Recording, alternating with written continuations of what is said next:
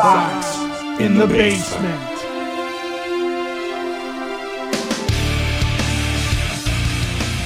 I'm the Sox nerd with my weekly White Sox stumper. Tim Anderson is one of 3 White Sox players to win an American League batting title. Can you name the other 2? I will have the answer at the end of my spiel later in this podcast. Sox nerd later on in the podcast, and a interesting day today on Sox in the Basement. I will pull the curtain back slightly for you. We're going to dive into some broader topics, some listener mail, and of course, an evening in which everybody got Pope hats, and Ed is wondering whether or not they may have gone a little too far. So we're going to talk. This is your concern, right? You may have gone overboard. Don't anger God. You know what? They may have gone a little bit too far. Maybe that's why they lose the game, right? And look, yeah. Catholics. I'm a Catholic, right?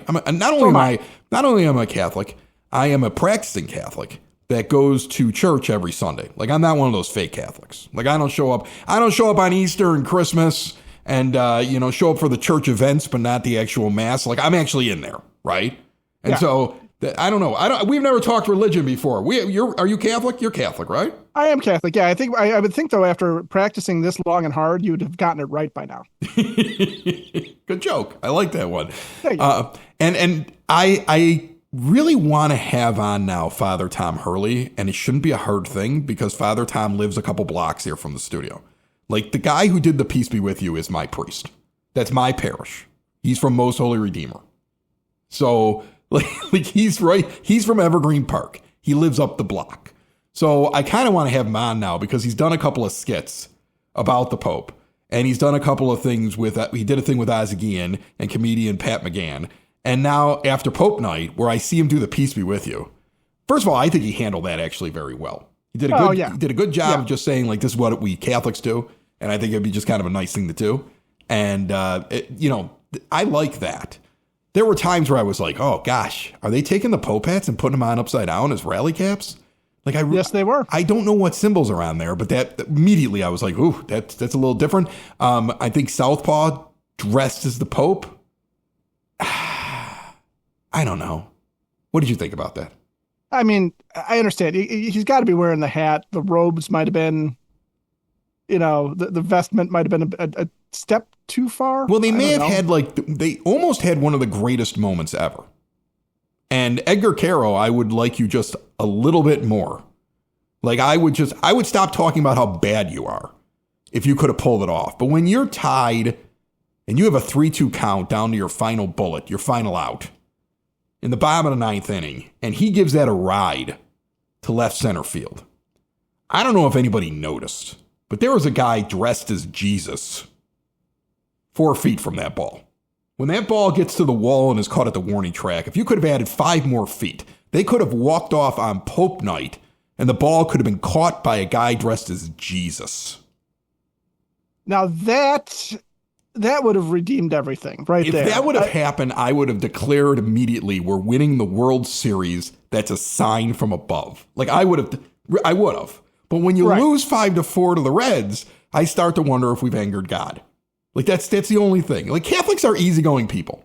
So I'm sure there were a ton of them that were not offended. I do wonder about people like my mother, who, 5 days a week goes to church, opens up a separate chapel every once in a while for extra prayer, right? And goes to rosary praying services on a regular basis. Like, people like that may be sitting there going, I don't know, might have gone a little bit overboard. Like maybe switch it out with another religion, right? Like, one of my best friends in the whole world, my best man, is from Long Island. He's Jewish.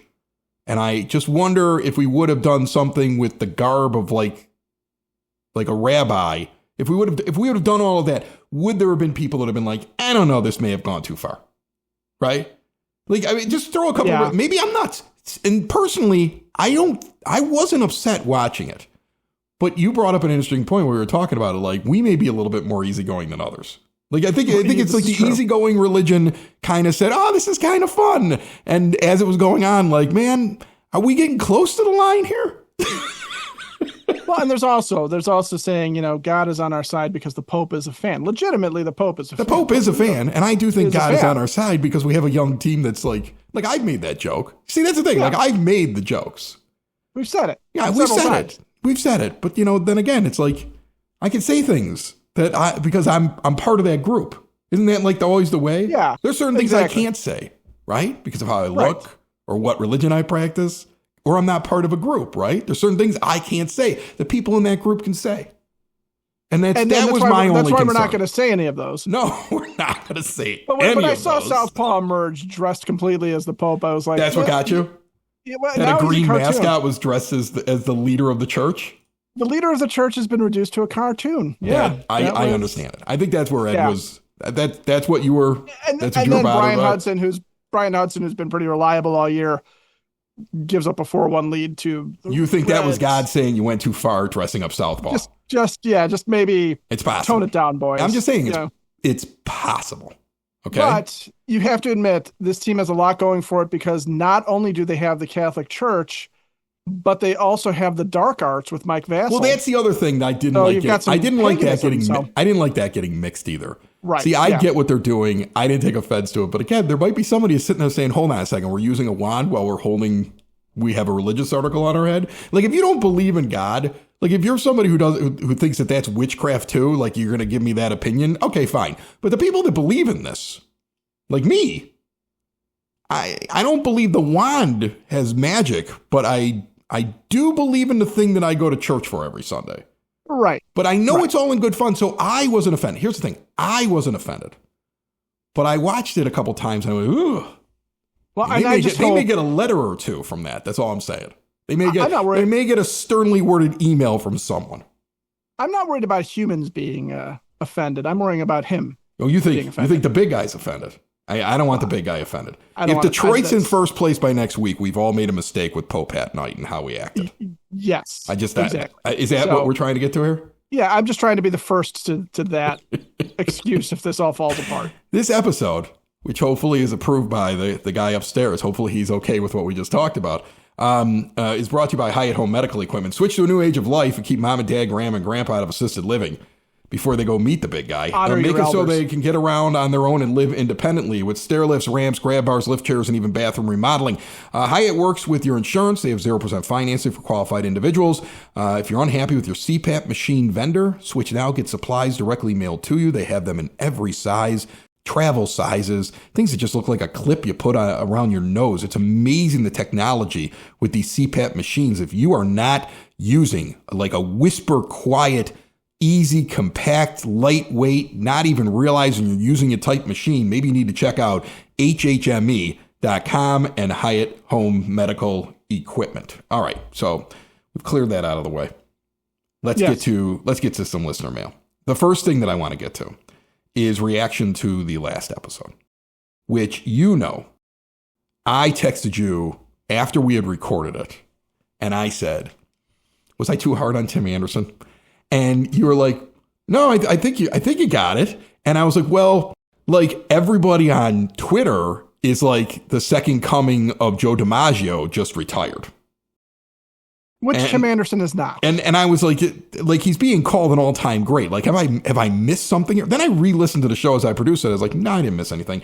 And I will tell you, the majority of the comments basically said that, like, no, it's about time somebody said what we said on the show. And I appreciate those. Like, the only comment that I got that was really funny that I wanted to read for you, because I thought it was great. I'm trying to find it here on the YouTube page right now as I'm talking. I'll just go through some of the comments till we get to it.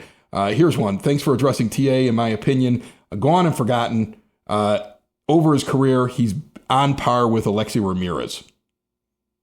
I mean, I think that's the point that I was kind of trying to make, right? Yeah. Somebody agreed with you that Ozzy was Sox Ditka. Another person thought that even though Ozzy and Kenny had a falling out, Kenny should have been there for Ozzy's thing. Here's the thing. If the two of them have kind of like worked it out, then yeah, sure. If the two of them hate each other, would you want somebody you don't like at your retirement, your number retirement? Unless you're trying to rub it in that your number is going to be up there and he's never going to be. Well, here's the problem, though. Kenny was busy that day because he was walking in and out of rooms of men, spotting all-stars. So just by looking at him, you just walk in, look around, and then done. All right, here's the comment that I thought was the best. Great insight and commentary on this episode. I don't think we need an analogy for every situation, though. And I agreed. I mean, I kind of stretched it trying to compare Tim Anderson to the Spin Doctors, so I get that. All right. Yeah, it took us a minute to even come up with a spin doctor. So I mean, there was some work on the spot there that was attempted to be done, but yeah, it's probably just sit there safe to say we compared him to Jose Abreu. Jose Abreu is much more valuable player over the course of his career. That's good enough. Alexi Ramirez is a nice comp too, I think. Sean wrote into us and asked, with all of Noah Schultz's struggles, he suggested that the actual fill-in, the actual person that's going to take his place, could very easily be Drew Thorpe. Now, Thorpe had his first start in which he wasn't like just absolutely dominant from start to finish in a rehab start in AAA, but he still was solid. And I wonder if the way that they said, okay,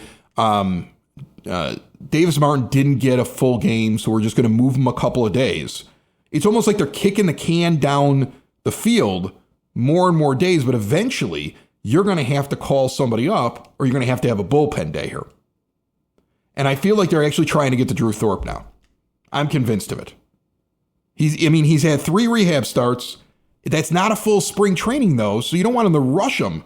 But I think that's the guy they're trying to get to. They're trying to say, how close can we get to bringing up Thorpe, adding him into the rotation, and that's who's really taking over for Schultz. It would make all the sense in the world. But yeah, I think what they're doing right now is they're just trying to piece it together a little bit. I think obviously when you're laying this out and when you're looking at what happened at the trade deadline, I'm not convinced Chris Getz wasn't after another starting pitcher. He just couldn't get anything done, right? Or he didn't want to pay the price, which we can dissect that if we ever hear news of this is a trade that fell through, but we haven't gotten a lot of that.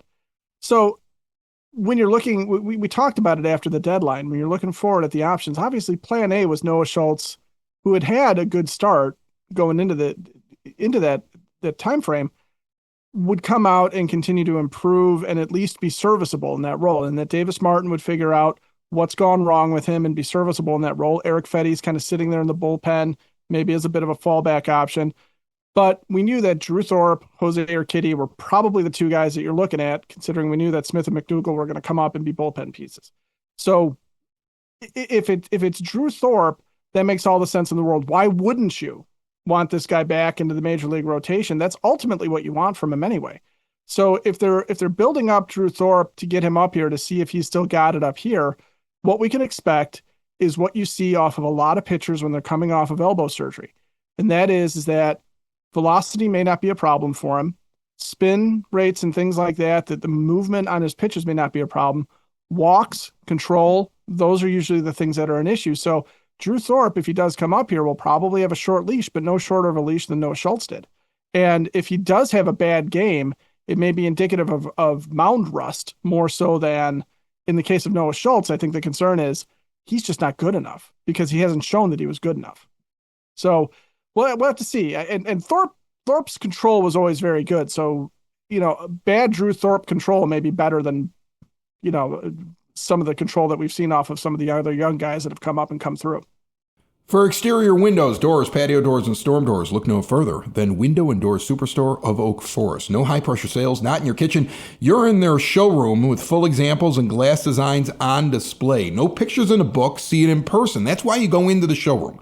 That's why you walk in, because then you can actually see everything, full color. You can see what etching looks like. You can see how that design is going to fit in a frame that you're also looking at, and you're going to see it in front of you instead of having to imagine it. And then you get to ask all of your questions to an owner in the showroom, right? You go into the showroom, talk to the showroom, the owner in there. On site, there's also an owner. So you got somebody when you're figuring it out. You got somebody when you go and get the install done. They use all of their own installers. They don't farm out the work. They've been doing it that way for 40 years in Oak Forest since 1985. All major brands, custom made, no stock items for a perfect fit. Window and Door Superstore of Oak Forest is a half block east of 159th and Ridgeland at 6280 159th Street. See more at windowdooroakforest.com. On to the next listener mail message. This one, interesting. Off the YouTube page. I want to know what you think about this one. Z Thorns asked, I don't know if I'm missing something, but is our third base coach, which is Justin Gersell, is driving me crazy. He continues to send guys home, hoping that the throw coming in is going to be off. This is the major leagues. That's not a good strategy. He's killed a number of rallies lately by sending a guy home when he didn't have a prayer of scoring. And I will tell you this, to kind of add on to that thought, where he goes on to say this needs to change. He's killing rallies and somebody might get hurt. I've seen some social media discourse about this as well. My thought on it, though, is this. You brought up a guy who is managing and coaching in the minor leagues, who may have a little bit of a connection to some of the guys up there. And there is a real good locker room right now. If they're annoyed with this, it's going to be addressed by just talking with him. And then it's going to be addressed by making a change in the off season. Nothing's going to happen now. You don't make any changes now on something like that, I don't think. No, they're not going to change their third base coach right now. But I mean, I have seen it. There have been some bad sends. Oh yeah, and it's on Will Venable to sit there and say, okay, pump the brakes. We're not sending everybody.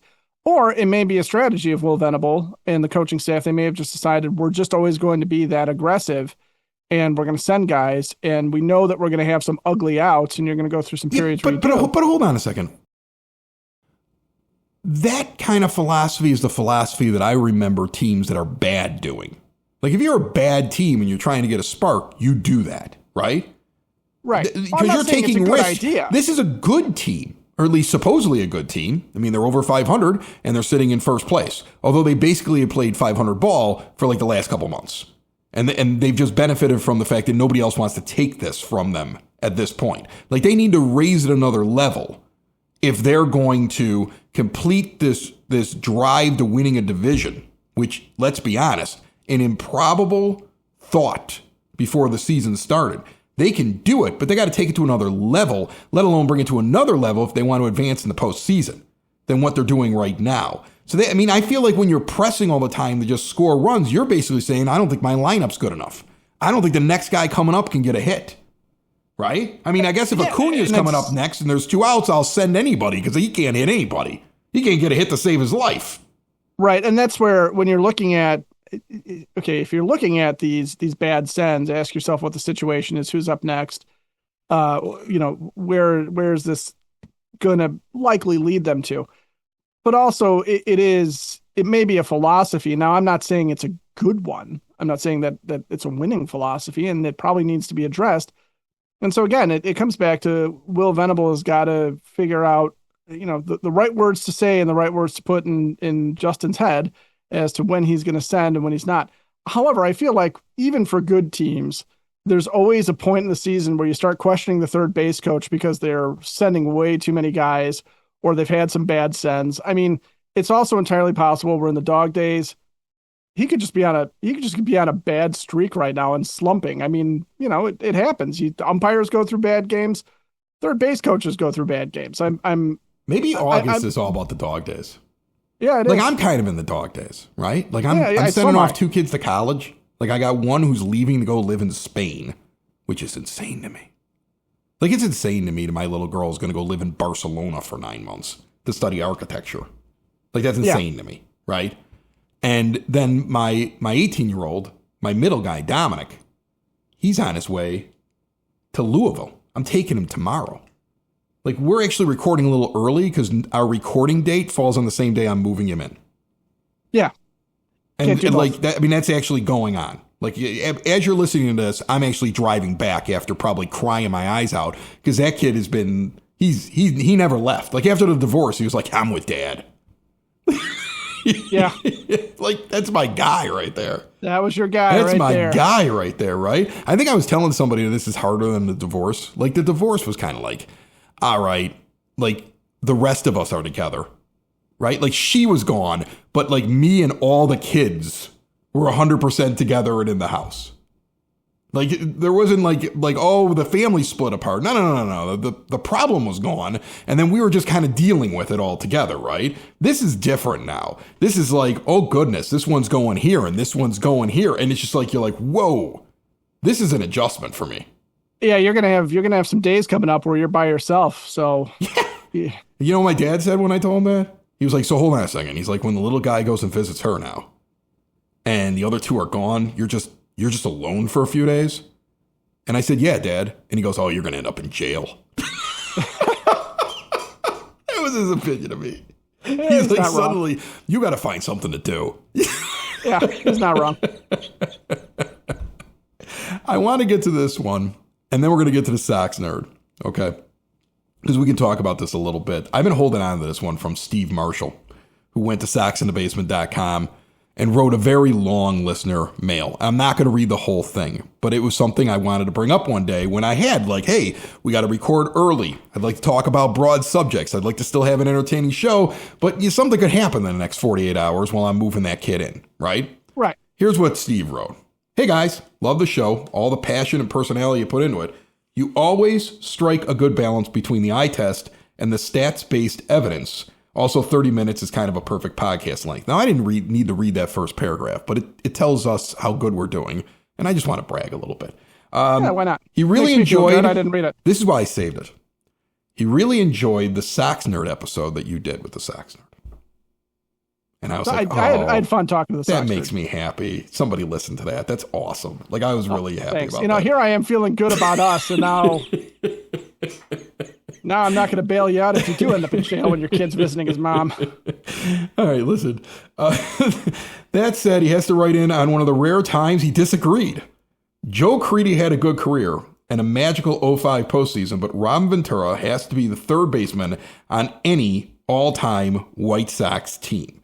He goes on to give all of Robin's stats, Creedy's stats, and his B-WAR, and he talks about the fact that Robin had 5 gold gloves, and Joe Crede probably got robbed a few times of getting those. And he doesn't mention it, but Joe Creedy's performance in the postseason, especially the World Series, was otherworldly. Right. Okay? I mean... When the old Joe timer Crede had that clutch factor. The old timers older teach. than me, like my father, were like, I haven't seen anybody play third base like that since Brooks Robinson. Like, I mean, like that, he was spectacular. Okay. And so his beef with you is the fact that supposedly there was this discussion about it. And he's like, there is no discussion about this. Robin Ventura is the all-time third baseman. And I find this interesting because I also just saw a video recently where some influencer was stopping people like on the concourse at White Sox games and asking them to name like the best at each position. And I found it really funny. Like the most home runs was the correct answer first base was Paul Konerko because they considered Frank Thomas to be a DH. And that insulted me because Frank Thomas for most of my life was a first baseman. People just forget that because at the end he was DHing a little bit more. So I was kind of annoyed by that. That's the greatest first baseman in White Sox history. Is Frank Thomas. He's actually the greatest hitter in White Sox history. Like he's hands down, the greatest hitter in White Sox history. I would argue against anybody on that. I have to say this. While Joe Creedy's my hero, my spirit animal, I have some great stories of when I've met him before. And I would love to play defense just like Joe Crede in that postseason. I kind of agree with our guy here who just wrote in, Steve. Ron Ventura is probably the best. Do you dispute that? It's one of those positions. You dispute this. Oh, hold on. It's one of the so Frank Thomas being the all-time greatest first baseman, there's no question, right? Could you make an argument for Joe Crede over Robin Ventura? Yes, you could. Ventura, though, I can't argue with the Ventura pick. I wouldn't argue with either one of them, really, honestly, because if you sat there and said, took a poll of 100 people and the majority said Robin Ventura, I'd be like, yeah, you know what, that makes sense. If the majority said Joe Crede, I'd be like, okay, I can see that as well. Just there's things about when you're talking about the greatest of all time, you can look at the stats. I'm not going to argue that Ventura's stats were better than Creedy's. Crede had some, really mediocre years, especially to start his career. The 5 gold gloves, I'm not disputing that Robin Ventura was also a great third baseman. However, there is something special about the way Joe Crede played that year that you could sit there and say, I think, just again, eye test versus stats, you could sit there and say, but Joe Crede holds a better place in our hearts than Robin Ventura did, because Ventura, when he had the opportunities, didn't get it done. Wow. I got more to say on this. First off, Moose Vinyl is an application for record collectors to manage their record collections, buy and sell them. It's available on your iPhone, coming soon to Android. They also have an incredible location in Lamont downtown. Lamont, last couple of days, has taken a beating from the storms. So most of the downtown area, all the restaurants were closed the last day or so. I think they're all up by now. But get over to 238 Main Street and visit Moose Vinyl and support those businesses down there, because the storms went after them. That's their brick and mortar, where they're selling turntables and vintage audio equipment at discount. And then that app is the newer Streamline app for collectors, better than all the rest, allowing importing of CSV files from those other platforms if you've ever used them, so you can move your collection over and then manage your collection on the best user interface around. Again, find the Moose Vinyl app on your iPhone, Android very soon.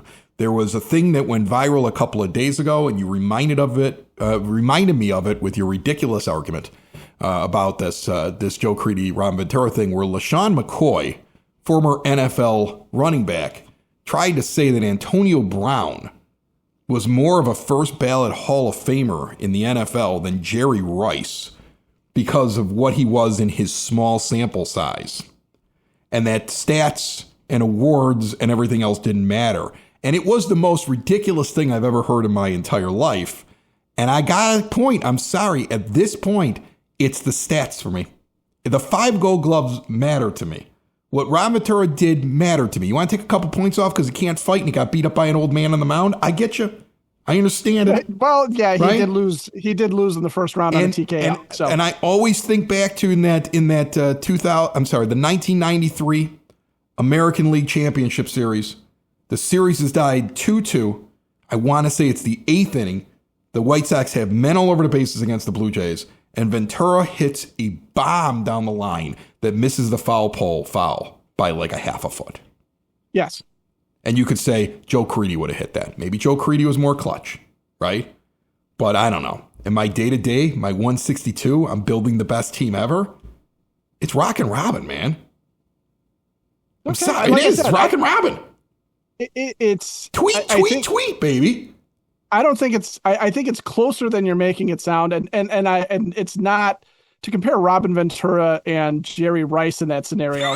Again, we don't always need analogies, Chris, because Jerry Rice was hands down eye test stats in every way, shape, or form the greatest wide receiver in NFL history when he retired. No, that's a stupid argument. All right, you got me.